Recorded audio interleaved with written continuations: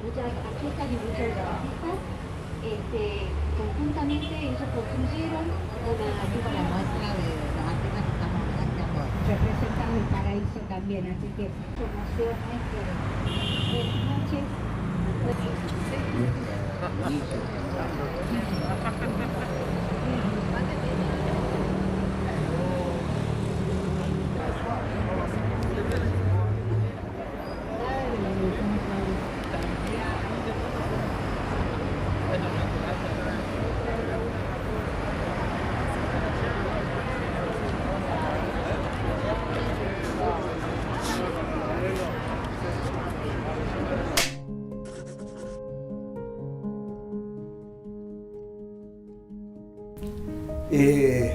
Yo soy Guillermo Pucci, Guillo Pucci.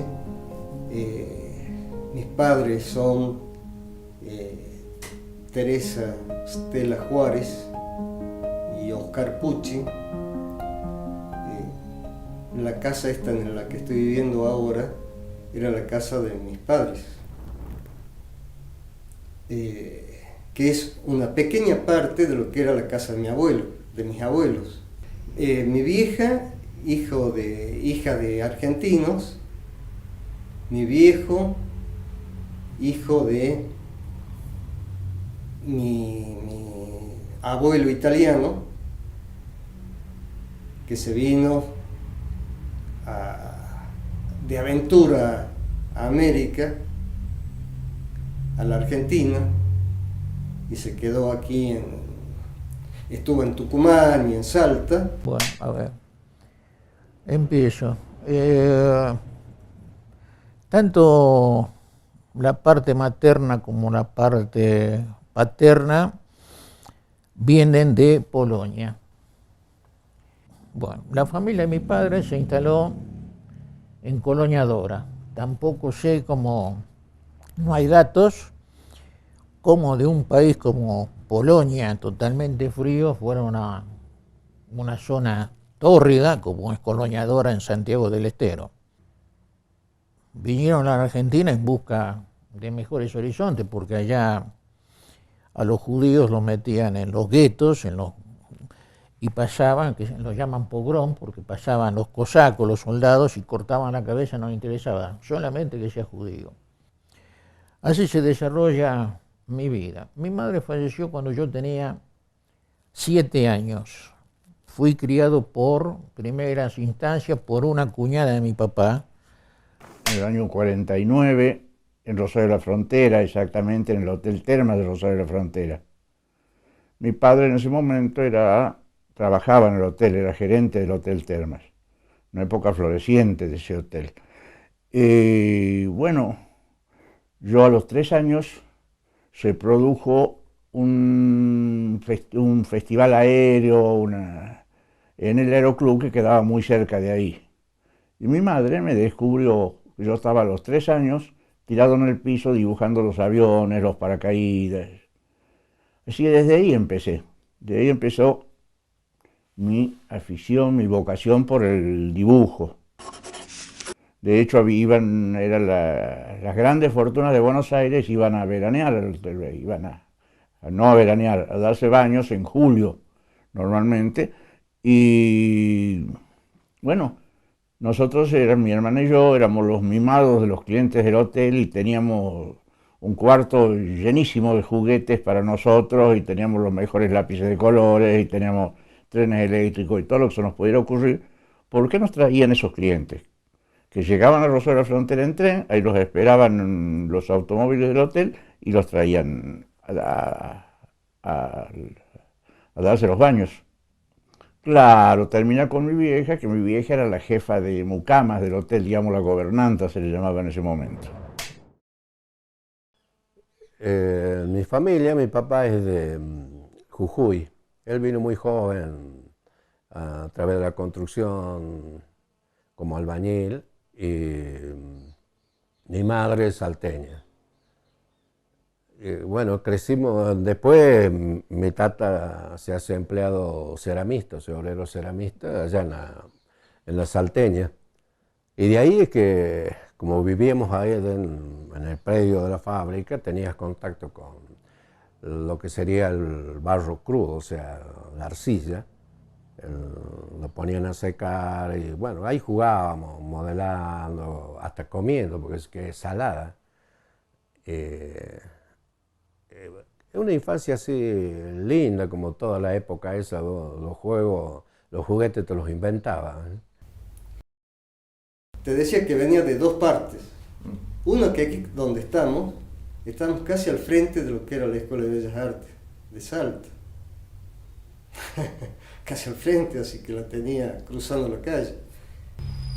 Ya se transforma en terciario y ya era especialidades, pintura, escultura, grabado y dibujo. Pero antes no, antes salías de profesor nacional de dibujo. Y por otro lado, una tía, abuela, Ligul, pintaba. Y de ahí, bueno, viene esto de pintar. Pero se trabajaba mucho y hacían muchos concursos, había mucho teatro.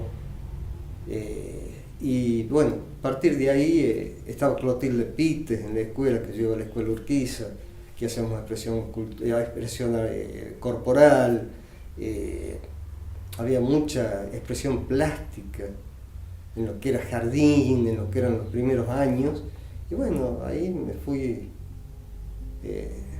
metiendo, me fue gustando mucho.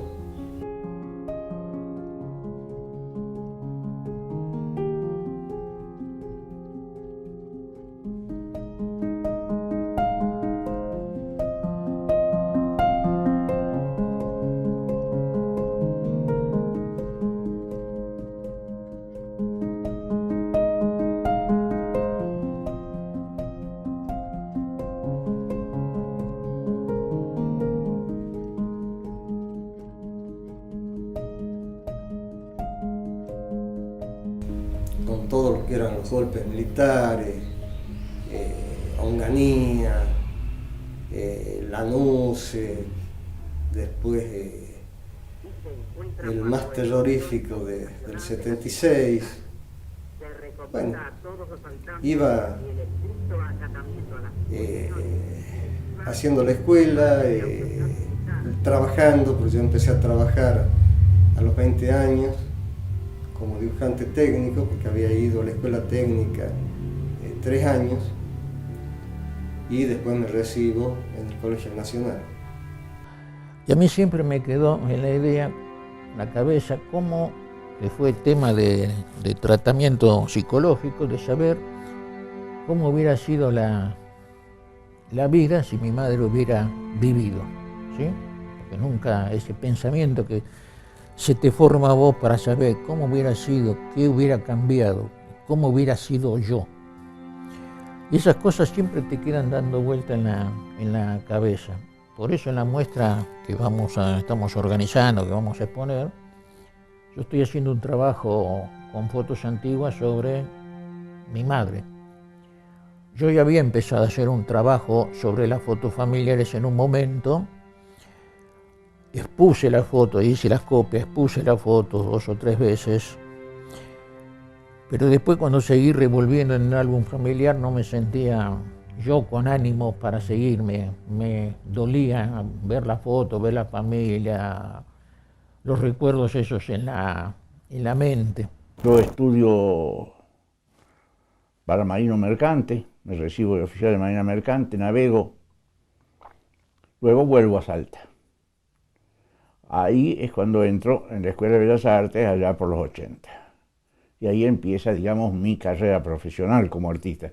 De hecho, yo dibujé toda mi vida, pero ya dibujando profesionalmente, lo hice en la Escuela de Bellas Artes. Y ahí descubrí el grabado, que es otro de mis grandes amores, el grabado en madera, la xilografía.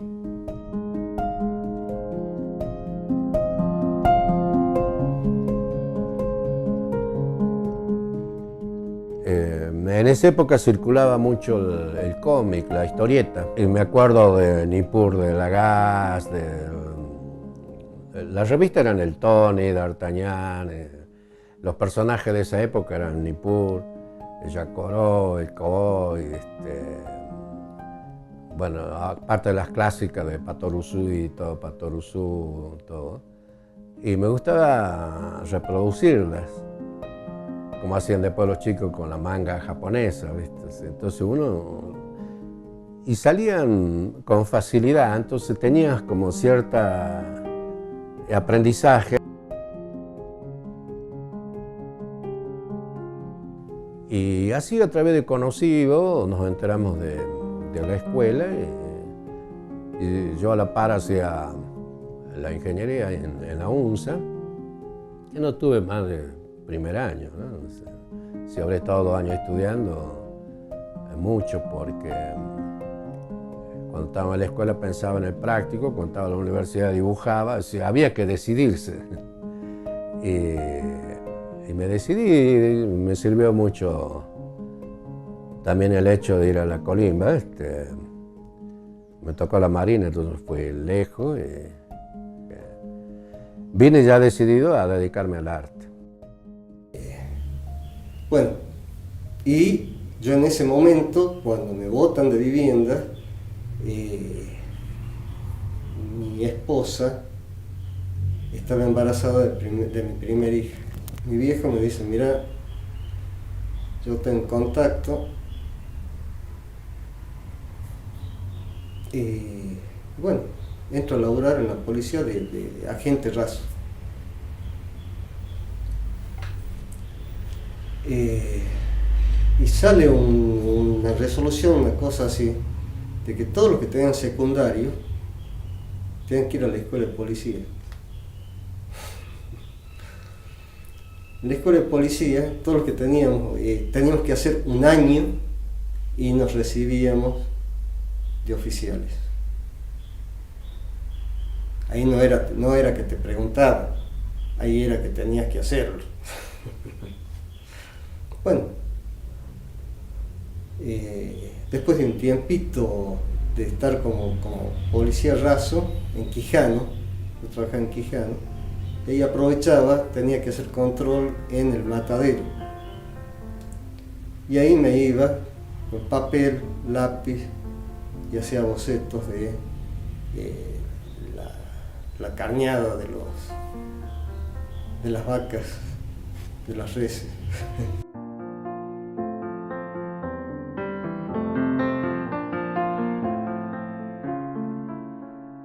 A nivel personal era una cosa que había que seguir para adelante. Entraba, ¿a qué hora entraba? 6:30 de la mañana, tenía que tomar mi ómnibus aquí a las 5:30. Yo soy hijo único. Mi padre, bueno, falleció mi madre, y mi padre cuando se casó con mi tía no quiso tener hijos. Se ocupó de criarme a mí, que bastante malcriado salí. Y es así, porque hice cada barrabasada, eso mejor no lo cuento.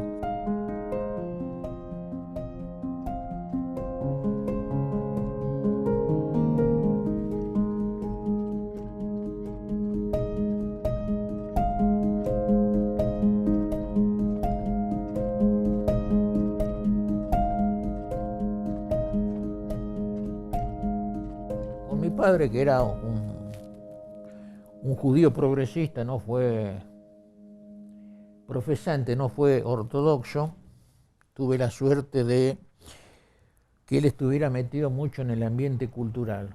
Él, como le gustaba dibujar, era ayudante de escenografía en un teatro que hay en Buenos Aires, todavía está el Teatro IF.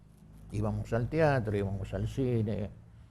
Él estuvo metido en una productora cinematográfica que hizo 2 películas, donde la productora ponía la plata, que era Los Inundados, de Birri, famosa película prohibida por todos los procesos sabidos y por haber, y Dar la cara, con un libro de David Viñas.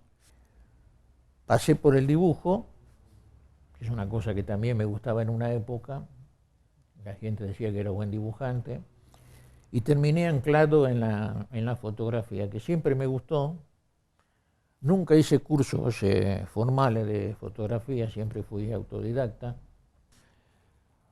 Y yo me fui metiendo en eso. Y con la fotografía, como te decía, con la cámara esa, hacía las fotos de tipo familiar, de hobby, nada importante. Nos juntamos en un momento con un amigo del barrio que le gustaba la foto y era constructor. Entonces nosotros teníamos una casa con un asador en la azotea y yo pedí permiso para construir ahí un laboratorio de fotos. Y así empezamos. Diría que el primer trabajo profesional, entre comillas, era que nosotros íbamos en las noches de verano íbamos al Teatro Caminito en La Boca y sacamos fotos a los artistas que estaban actuando. Volvíamos a la casa, hacíamos todo el proceso de revelado, ampliábamos la foto en un tamaño de 18 por 24. Las fotos no eran de excelencia porque recién empezamos y a la noche siguiente volvíamos al Teatro Caminito a ver si podíamos vender las fotos. Algunas fotos hemos vendido, otras no, porque no estábamos contratados para nada, pero diría que ese fue el primer trabajo. La xilografía es hendir un taco de madera con una herramienta, con una gubia. Entonces eso te hace un hueco grabado, digamos, ¿va? Los blancos son lo que vos grabás en profundidad y los negros son los que quedan en superficie. Elegí la xilografía por dos cosas. Una, porque tengo un amor desde la niñez por la madera. Si alguna vez tuve una vocación importante cuando era chico, era ser carpintero. Y otra de mis vocaciones importantes fue el dibujo. Entonces, una forma de unir las dos cosas fue la xilografía. Me enamoré por la sensualidad que tiene la madera al trabajarla, por el olor de la madera, por lo que tiene de impronta, lo que tiene de misterioso.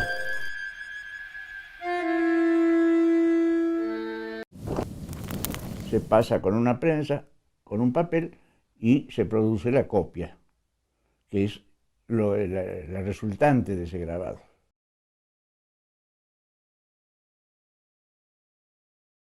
Claro, volví a Salta, me casé, y estando trabajando acá, me encontré con Miro Barraza, con la Escuela de Bellas Artes, y se me ocurrió empezar a hacer la carrera ya grande. Ya tenía alrededor de 30 años cuando empecé la Escuela de Bellas Artes. Y bueno, ahí descubrí, gracias a Alejandro de la Cruz fundamentalmente, el grabado.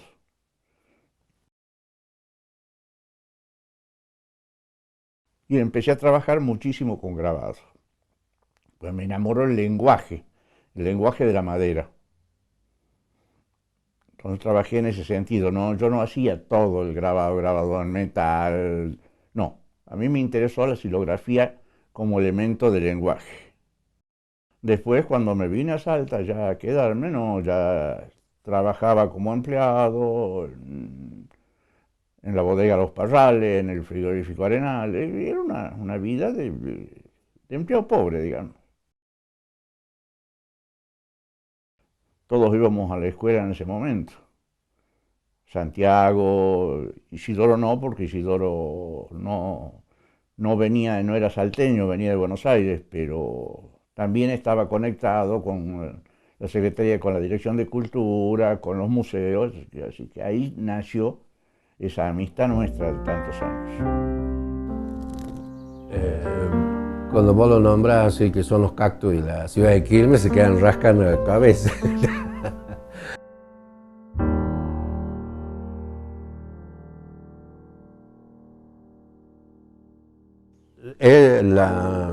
La zona de los Calchaquíes, claro, el Valle de Calchaquí. El Calchaquí está como para Tastil, Santa Rosa de Tastil, está parado San Antonio de los Cobres, entonces el Calchaquí con la parte de la Puna, Atacama, el Calchaquí atacameño le dicen. Y el Calchaquí para el lado de Cachi, el Calchaquí puro, que tengo ahí abajo, te voy a mostrar después una visión así de la recta de Tintín. Y bueno, siempre el objetivo fue caminar la historia nuestra, ¿no? Acá, por ejemplo, este es el paisaje nuestro, el noroeste, lo ancestral que tenemos como herencia. Tiene una visión geométrica. La generación del Huipala se llama y la visión del paisaje mirado más figurativamente, más realistamente.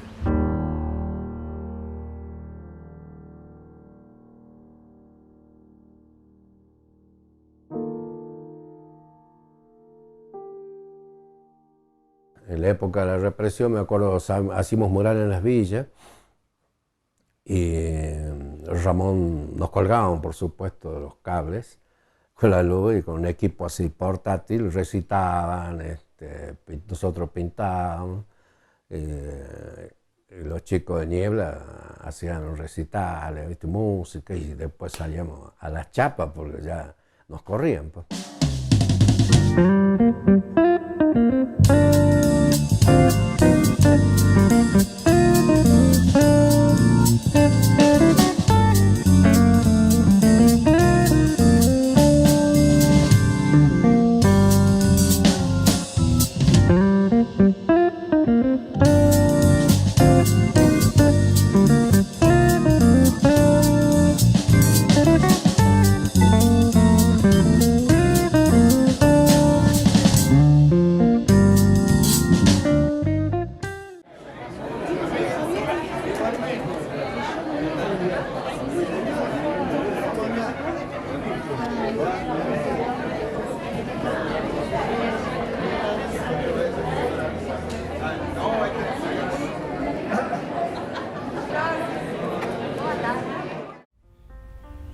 Después me pasan a la escuela de policía como instructor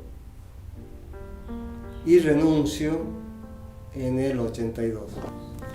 Porque inclusive cuando quería participar de algún concurso que he participado, en ese momento, en esos 2 o 3 años quizá, había que pedir autorización y entonces iba a mi jefe inmediato, al que seguía, entonces cuando ya tenía la autorización, ya había pasado medio año del concurso.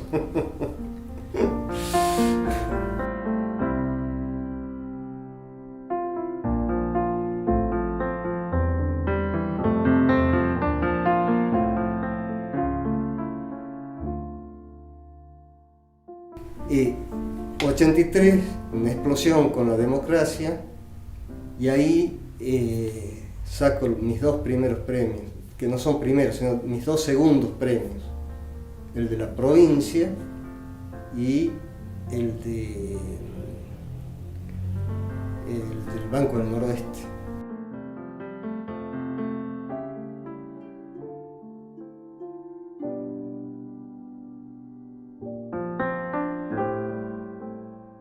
Me nombran como director del Museo de la Ciudad. Entonces dejo el Museo Arias Rengel y voy de director del Museo de la Ciudad. Ahí estoy 3 años.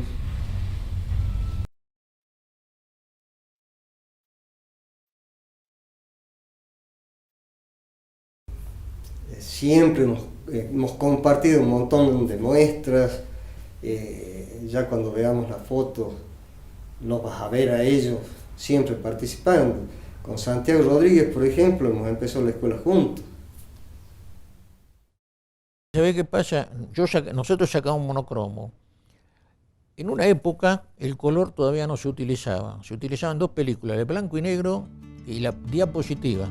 El color entró después.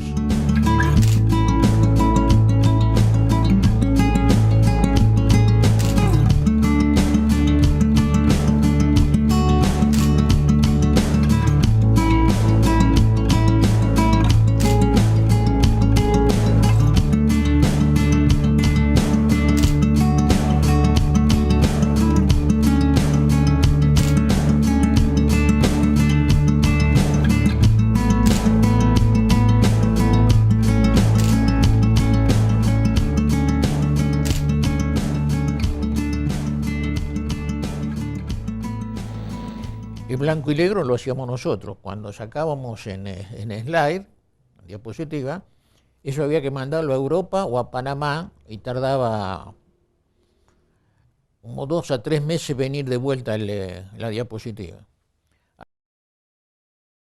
Logré ingresar en la administración pública, en el Museo de Bellas Artes, hoy Casa de Rangel, y ahí me quedé. Y ahí seguí.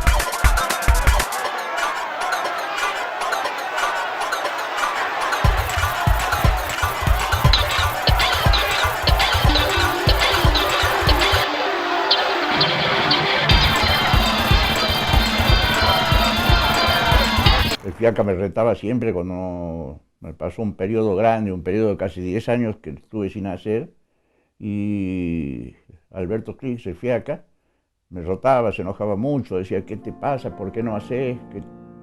Y bueno, fue un momento de seca y volví.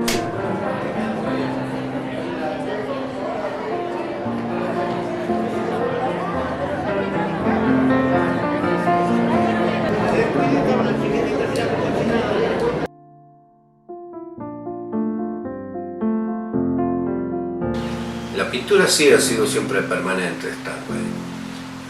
Al revés de ahora que estoy lanzándome más a la escultura.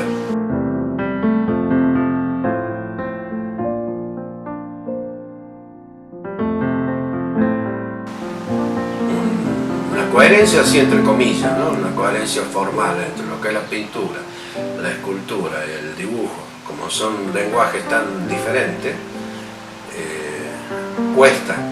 No, entiendo que la honestidad en tu visión artística no pasa tanto por que hagas igual forma en pintura, dibujo y escultura, sino en la forma en que vos te acercás a la obra.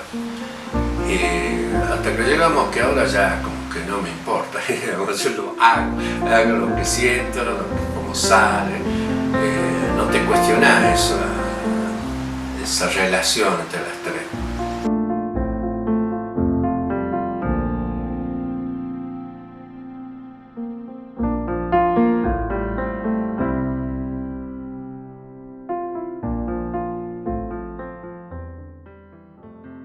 Estudié óptica, fui a la universidad y tenía problemas con un profesor, entonces después me pasé a un colegio técnico y me recibí de experto en óptica.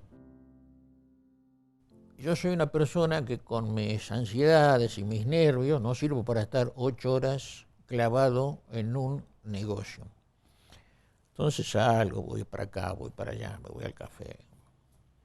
Entonces no funcionó. Yo ya estaba casado con una mujer salteña y me propusieron venirme a Salta. Y me vine a Salta con el negocio de óptica que estaba en la calle Urquiza, enfrente al joyero Siria, enfrente a la talabartería Barquín. Y ahí quedé. Hice todos los trabajos de fotos, ¿no? Hice cumpleaños, casamiento, bautismo, festivales de danza, a las modelos para algún tipo de book. Viendo que no tenía absolutamente nada de trabajo, me presenté en la Casa de la Cultura, estaba el director Ramiro Peñalba, era la época del proceso. En los 80 fue un cambio muy importante porque ya empiezo a participar como profesional con los 2 premios del 83 y en los 80, casi a finales de la década, he estado sin pintar como un año, algo más de un año, en blanco. No podía, tenía un laburo a medias y nada.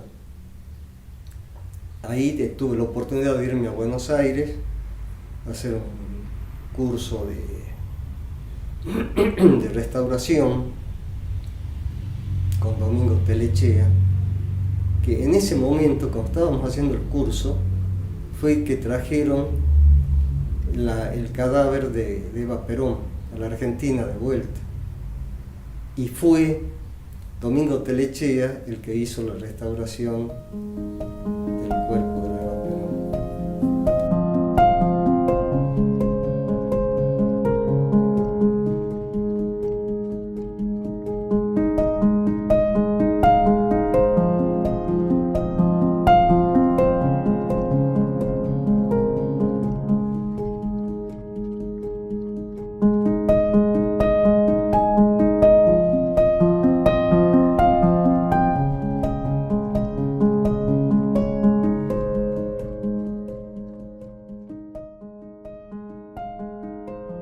Claro, ¿qué estoy haciendo?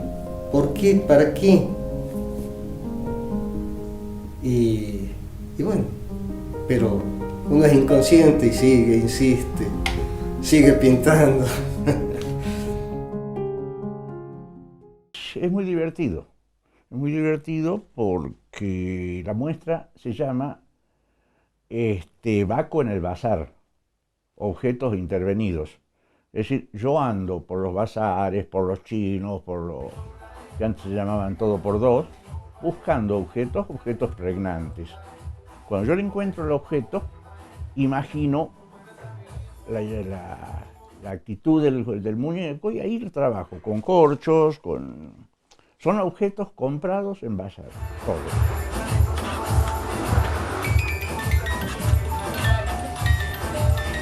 Y a esos objetos yo les doy vida con mis muñecos, con mis hombrecitos, que son esculturas, en realidad en corcho. Es muy divertido trabajar. No, me encanta porque da la textura de piel, es hermoso como elemento para trabajar cuerpos humanos. Por eso están desnudos, por eso los voy trabajando así, son muy humanos. Y bueno, una situación es, por ejemplo, los toros. Yo colecciono toros, pero estos toros se me ocurrió usarlos como bueyes, tirando un carro de uvas de la vendimia. Entonces los toros son comprados en el bazar. El carro es comprado en el bazar, al menos como base, y las uvas son compradas en el bazar. Es decir, todo es así. Yo veo el disparador, esto me dispara. Esto es un cajoncito de cerveza paceña de ofrenda. Esta carretilla es otro objeto de ofrenda, que se llama ofrenda del Calvario. Y esa carretilla a mí me dispara los muñecos. Esa obra se va a llamar La pasajera de la carretilla. Y el albañil va a ir a construir, la mina lo va a acompañar, va a haber otro personaje por allá, todo así, pero siempre parte del objeto.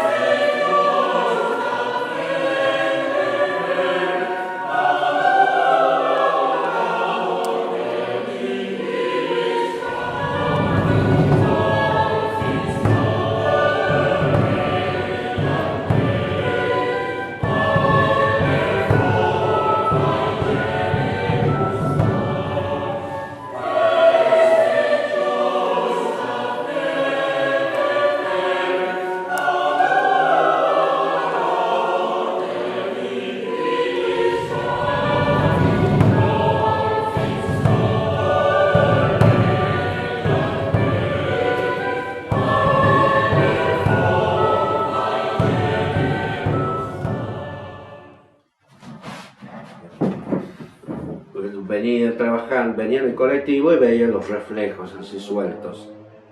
Y por supuesto el color no es de acá, pero es la base, es la misma tierra. Y Entonces venís y manchás la idea. Y después ya era una cuestión de buscar la tensión interna, el ritmo, que es lo que me dejó la incursión así en la geometría, en la abstracción de los cactus.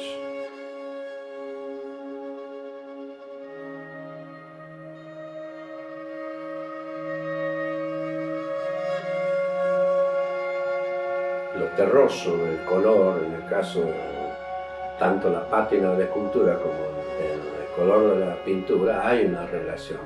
Los óxidos, los rojos, marrones, negros. Y bueno, y ahí surge lo que sería como un sincretismo entre la religión católica que trajeron los españoles y la religión nuestra, desde la pacheta hasta las crucifixiones. En la escultura, por ejemplo, las pátinas que estamos haciendo, la madera está trabajada como el Cristo del Milagro, o sea, la madera, el estucado y el pintado. Voy a decir, ¿qué relación hay? Bueno, es decir, no tengo una visión así dicotómica, que una cosa es una mejor que la otra, sino que hay como... La realidad nos muestra que hay un sincretismo, una mezcla. Y eso es lo que es la pintura en sí. Si vos ves acá, hay mucha más visión de lo etéreo, del cielo, aunque la misma color o ritmo de la tierra, del cerro, se repita. El paisaje lo tomo con ese sentido, como una búsqueda espiritual, algo cósmico. Entonces nos relacionamos por cuestiones laborales. Yo les hacía fotos, o iba a las inauguraciones, o en su momento pedíamos en la casa de Ariel Rengel para hacer las muestras. Hacíamos las muestras nuestras, las colectivas, y yo también fui una especie de gestor cultural, porque yo traía muchas exposiciones de afuera, ¿sí? Mucha gente, no sé si mucha gente que viniera a dar cursos, pero sí muchas exposiciones de afuera. Digamos, siempre nos encontramos, siempre charlamos, y llegó un momento que nos hicimos más unidos, y hace unos 5 años, 6 años, empecé a preguntarle si no quería que nos hiciéramos una especie de grupo para mostrar lo que hacíamos y lo que seguimos haciendo ahora, ¿sí? Ahora. Y nos propusimos eso. Y a Alberto Leseche, por ejemplo, lo redescubrió la gente joven como dibujante. Una cosa que él ya tenía, un oficio, un trabajo grande hecho, muy buen dibujante. En todos lados. Nosotros nos sentamos, sabemos que tal amigo está con un problema de salud o con otro problema, preguntamos, pero no es el tema de conversación en la mesa. O nos juntamos para pergeñar algo y nos juntamos para comer unas empanadas, o a ver qué podemos hacer y en qué espacio, o nos juntamos a comer, a matarnos de risa.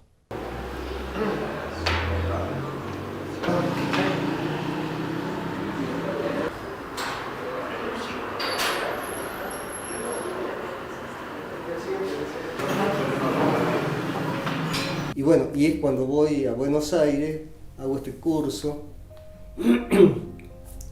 visito galerías, museos, y bueno, ahí empiezo de nuevo a laburar, pero ya con una pintura más sintética, más abstracta. Hasta que, bueno, llego a esto que estoy haciendo ahora.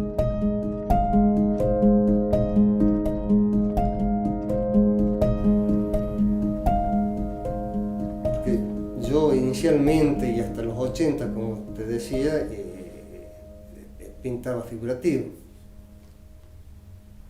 social, y después se va haciendo una síntesis donde desaparece el hombre y queda lo que hace el hombre, o queda el hombre como como una línea, como un plano, que tiene la expresión según el color, la textura, que son a lo que llamo ciudades, a lo que llamo esas ciudades interiores. Todos los maestros, aunque no hayan sido profesores míos, los que han estado en Salta, todos han sido maestros míos, porque de todos he visto, he aprendido, he querido. A mí me enviaron a la Dirección de Patrimonio y ahí me enteré que estaba el Museo de Vespucio cerrado, un museo muy lindo, paleontológico, cerrado, y no había quien lo trabaje. Entonces decidí irme para allá y armé el que hoy es el Museo del Petróleo. Costó bastante porque no había medios. Me jubilé y empecé de nuevo con esta historia del arte. Retomé. Pero con la obra no, salvo este bache, porque no se daba el lugar, la situación y demás. Pero sin embargo yo, durante todos estos 10 años que estuve por allá, estuve viendo, trabajando, investigando la vida de los aborígenes, de los primitivos, y de eso salió la serie que empecé cuando volví. Claro, pues yo desconocía, como la mayoría de la gente desconoce totalmente cómo es la vida del aborigen, cómo es su idiosincrasia, cómo es su forma de actuar, de relacionarse y demás, y ellos son muy alegres. De los diablos, de la diablada, soy un enamorado del carnaval. Me gusta mucho la máscara también, tengo un amor por la máscara, entonces eso hace que me atraiga toda esta cosa de la mezcla de las procesiones, de las fiestas patronales con el diablo, la diablada, esa integración de lo pagano y lo religioso. Y de todo eso fui armando esta serie que se llamó Hijuelas, que significa lunas.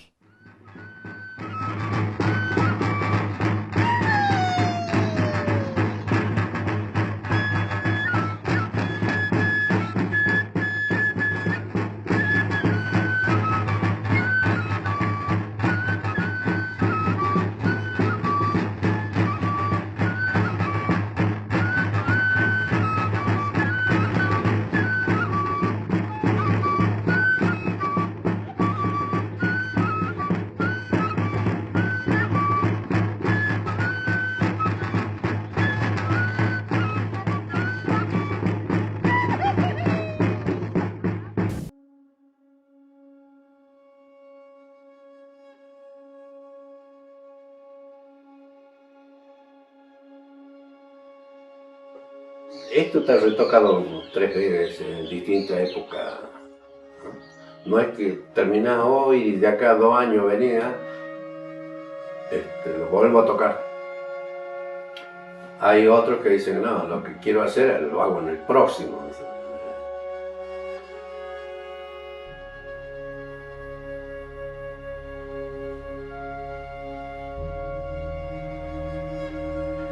Me costó al principio, porque el acrílico tiene toda materia tiene sus cualidades, entonces esto le cuesta el espesor, la textura, se hace transparente como una acuarela. Hasta que, bueno, mezclando con otros materiales como el gesso u otra base, se va logrando una pastosidad que responde a lo que uno quiere hacer. Y algo que la gente no tiene en cuenta es el estado de ánimo de los artistas, o de la gente en general, porque vos no, en todas las épocas no podés hacer exactamente lo mismo. Utilizo los medios técnicos que hay a mano para hacer lo que me interesa hacer. En principio renegaba de lo digital, pero bueno, hay que entrar en el tema del digital. No soy una persona que está con la fotografía en la computadora 7 horas sacando una cosa y poniendo otra. Yo considero que la foto es la foto. Puedo retocar alguna pelucita que haya salido. Puedo hacer un recorte en la foto, pero eso de estar sentado, saco de acá, pongo allá, esto pinto de color, esto lo dejo así, conmigo no va. Cuando estás muy metido en una obra, que terminás, qué sé yo, 2 de la mañana, 3 de la mañana, y te vas, y como que seguís pintando en el sueño. Y al otro día solucionás algo que como que faltaba, sí hay como una especie de continuidad, no todo, ¿no? Pero hay obras que te carcomen más, que se te meten.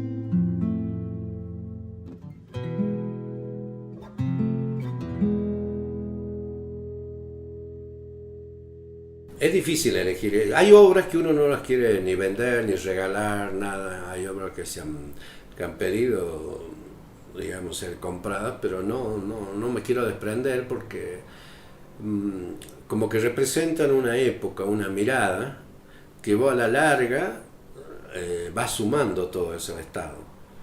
Y creo que todos tenemos así cariño con algo que hemos producido en determinado momento. Que cuesta contar una pintura, hay que verla. Todo artista hace en la intencionalidad del diálogo con el otro. O sea, como que no tiene sentido si vos pintás y lo dejás acá amontonado sin mostrar.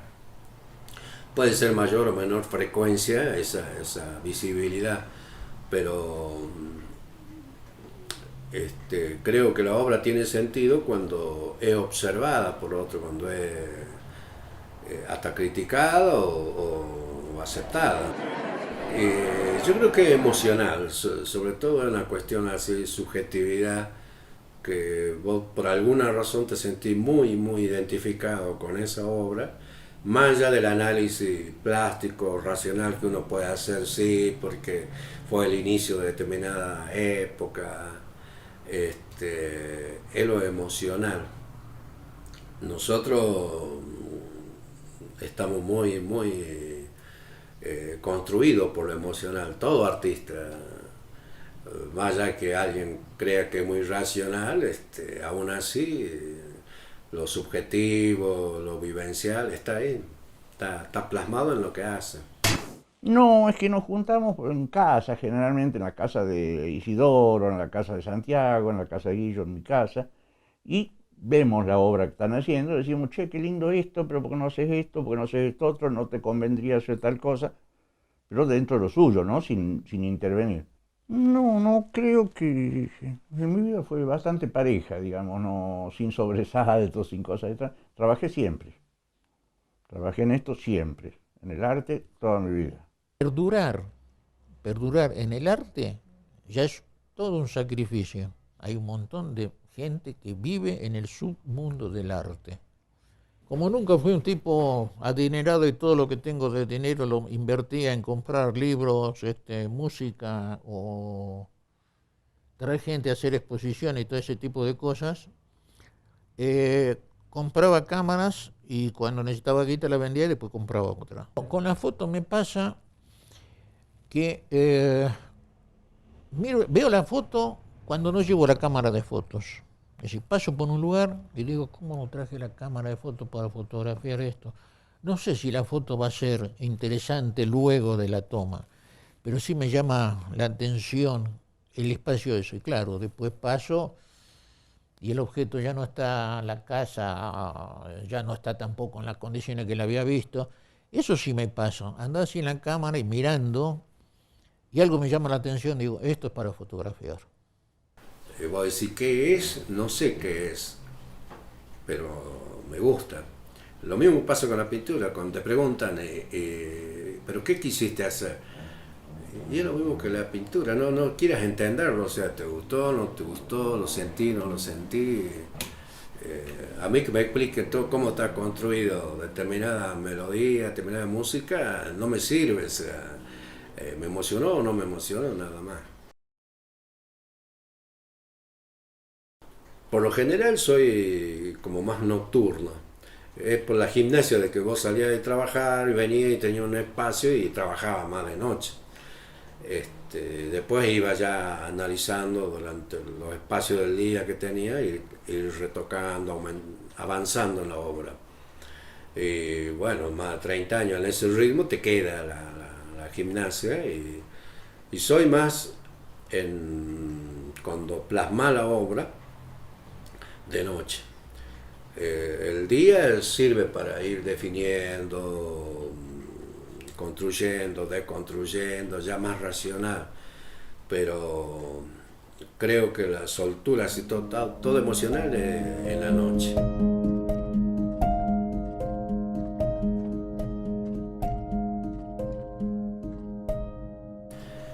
En cuanto a los matices del color, o del gesto, o de la pincelada, ahí ya como no es tan común. A veces me acuerdo que decíamos que alguna pincelada, a veces una caricia o una cachetada. Yo soy ateo,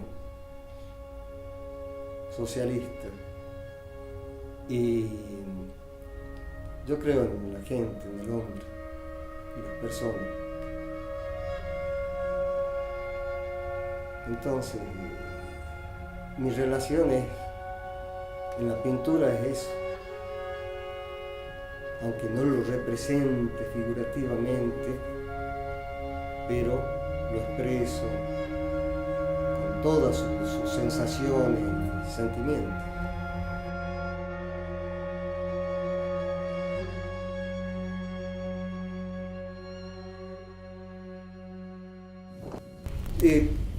Vamos a los renacentistas, si querés, por ejemplo, Leonardo. ¿Te referís a eso? Es Leonardo. Un genio. Es Leonardo. No es que alguien le agarró la mano a Leonardo.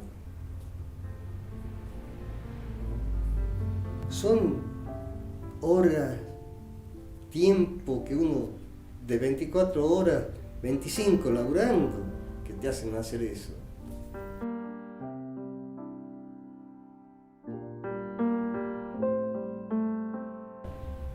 Sí, se le pone blanco encima y se empieza de nuevo.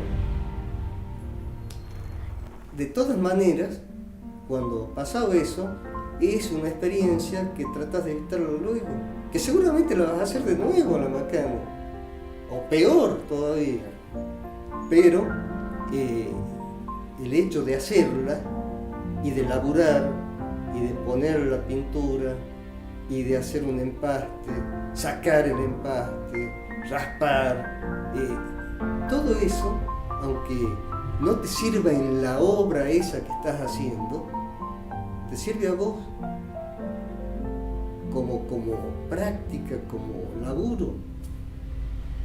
Uno aprende a escribir haciendo palote y uno sigue ahora aprendiendo, ¿no es cierto?, haciendo y rehaciendo y laburando todo el tiempo que se pueda.